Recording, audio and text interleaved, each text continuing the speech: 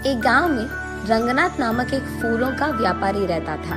वो हर रोज अपने फूलों के बागीचे में जाकर अलग प्रकार के फूलों को इकट्ठा करके उनको टोकरी में डालकर टोकरियों को साइकिल पे सारे गांव में सैर करते हुए उन्हें बेचने की कोशिश करता था। फूल है अम्मा, फूल, अलग प्रकार के फूल है, जल्दी ले लो, ताजे ताजे फूल। ऐसे उनको बेचने की कोशिश करता था, लेकिन ऐसे सारा दिन गांव में सैर करने के कारण रंगनाथ के पैर बहुत दुखते थे। वो एक दिन अपनी पत्नी रामुलम्मा से ऐसे कहता है, हर रोज इस साइकिल पे फूल बेचने की कोशिश कर कर के मेरे पैर बहुत दुख रहे हैं। मुझे अब नहीं लगता कि मैं उन फूलों को बेच पाऊंगा। हमारे सारे पड़ोसी खेती ही करके पैसे कमाते हैं, एक सिर्फ आप हैं जिनको कुछ हटके कुछ अलग करना था, इसलिए शुरू कर बैठे ना फूलों का बागीचा।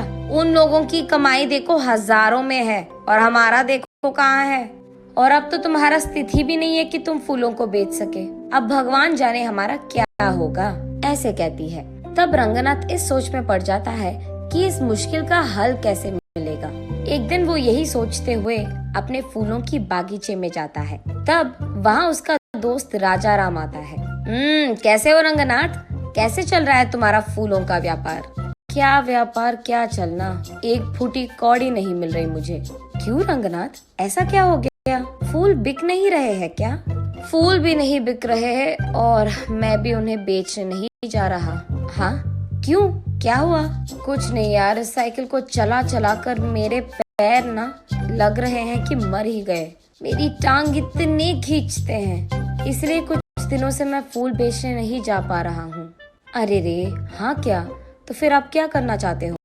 कुछ नहीं, इस सारा खेत मैं किसी और को खेती करने के लिए देना चाहता हूँ। अगर कोई पता है तो बोल देना यार, ऐसे कहता है। लेकिन इस गांव में सभी के पास अपने अपने खेत है ना, तो खेती करने तुम्हारा किराए पे कौन लेगा?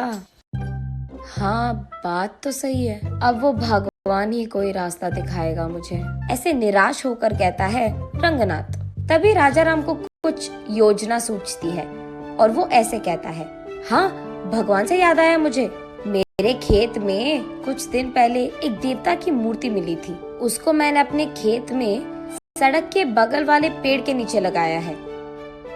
ओह, तो फिर अब हम क्या करें? क्या कह रहे हो तुम कि उस देवता की पूजा करूं ताकि मेरे मुश्किल सारे दूर हो जाए? नहीं यार रंगनाथ, मैं वो नहीं कह रहा। तुम्हारे व्यापार में अगर मुझे एक हिस्सा मिलेगा तो मैं तुम्हें एक उपाय दूंगा। अरे पहले उपाय तो बता दो यार। देख, अब तुम्हारे और मेरे खेत एक दूसरे के आमने सामने हैं और बीच में एक रोड भी है। अब उस रोड के बगल वाले पेड़ के नीचे ही तो मैंने उस देवता की मूर्ति को छिपाया है। अब कल सुबह मैं सबको ये बताऊंगा कि जब मैं खेती कर रहा था मुझे इस देवता की मूर्ति मिली है और उसे मैंने पेड़ के नीचे लगा दिया है।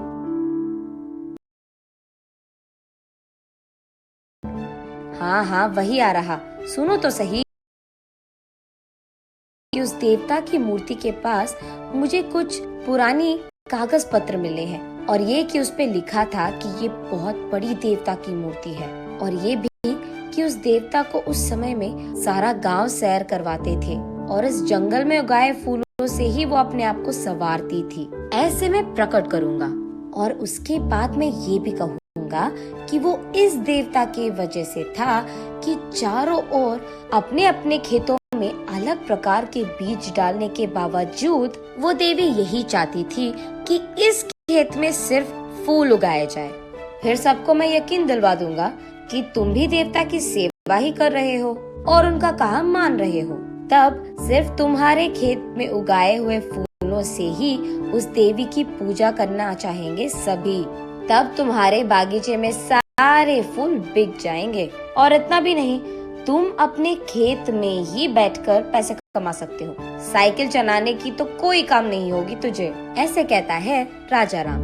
ये तो बहुत अच्छी उपाय है, तुझे भी पैसे मिलेंगे और मुझे भी, इसके वजह से तो हम दोनों को लाभ मिलेगा, ऐसे कहता है रंगनाथ। उनके फैसले के अनुसार ही अगले दिन राजा राम और रंगनाथ दोनों सारे गांव में यही प्रकट करते हैं। तब से गांव वाले सारे राजा राम के खेत में मौजूद देवता की पूजा रंगनाथ के फूलों से ही करते थे उसके बाद कुछ ही दिनों में बहुत सारा लाभ मिलता है इन दोनों को। उसके कुछ ही दिनों बाद रंगनाथ की पत्नी रामलम्मा अपनी सहेलियों के साथ जब बात कर रही थी, उसे सुनने में आता है कि उस गांव का जमींदार राजा राम के खेत में बहुत बड़ा मंदिर बनवाना चाहता है, क्योंकि वही देवी भी बाहर निकली थी। उसे ये भी पता चलता है कि इसी कारण वो राजा राम और रंगनाथ दोनों के खेतों को स्वाधीन करना चाहता है। उसके तुरंत बाद रामलम्मा रंगनाथ और राजा राम को ये सब बताती है। अरे बाप रे, लग रहा है कि कुछ भी नहीं बचेगा अभी। अरे यार, तुम टेंशन मत लो, मैं हूँ ना। मुझे पहले से ही पता था कि ऐसा ही कुछ होगा, इसीलिए मैंने पहले ही इसका उपाय सोचकर रख लिया है। अगले ही दिन राजा राम कहता है सबसे कि उसे और कोई पुराने कागज पत्र मिले हैं। तब वो सबसे कहता है कि एक पंडित के समक्ष में वो सबके सामने उस पंडित से पढ़वाएगा कि उन पत्रों में क्या लिखा है। और ये सुनने के लिए गांव वाले सारों को राजा राम के खेत के पेड़ के नीचे मौजूद रहना होगा। इसी बात का डंडोरा पिटवाता है राजा राम। गांव वाले सारे देवी के मूर्ति के पास पहुंचते हैं। तब एक पंडित राजा राम के दिए हुए पुराने कागज पत्र को पढ़ता है। उसमें ये लिखा रहता है कि उस देवता को प्रकृति बहुत अच्छा लगता था। धूप, बारिश और सर्दी से उनको बहुत प्यार था, और इसी जंगल के उस खेत में उगाए हुए फूलों से उनको संवारना भी बहुत अच्छा लगता था। और इतना ही नहीं, जब परिवार के समस्याएं या नई शादीशुदा जोड़ियां उनसे उनकी आशीर्वाद लेते हैं और उस जंगल के फूलों से देवी को पूजते हैं, तब देवी का आशीर्वाद उन्हें मिलता है। यही लिखा है उन पुराने कागज पत्र में। तब सब लोगों को समझ आता है कि देवी के मर्जी के बिना यहाँ मंदिर बनवाना शायद अच्छा नहीं है, इसीलिए मंदिर बनवाने के सोच को फिलहाल रोक लेते हैं, जमींदार के साथ साथ गांव वाले भी। ऐसे राजा राम के उपाय के कारण नई जोड़ियां और परिवार समस्याएं लेकर वहां बहुत लोग आते थे और उस देवी की मूर्ति को रंगनाथ के फूलों से पूजते थे। रंगनाथ वही एक फूलों का दुकान खोलता है। अलग प्रकार के फूल और अलग प्रकार के फूलों की मालाएं वहां मिलती थी, और उसके वचन के अनुसार ही जितने पैसे वो कमाता था उसमें से एक हिस्सा हमेशा राजा राम को देता था। ऐसे वो दोनों दोस्त एक अच्छे उपाय से उनके सारे मुश्किलें दूर कर देते हैं और खुशी से जीते हैं।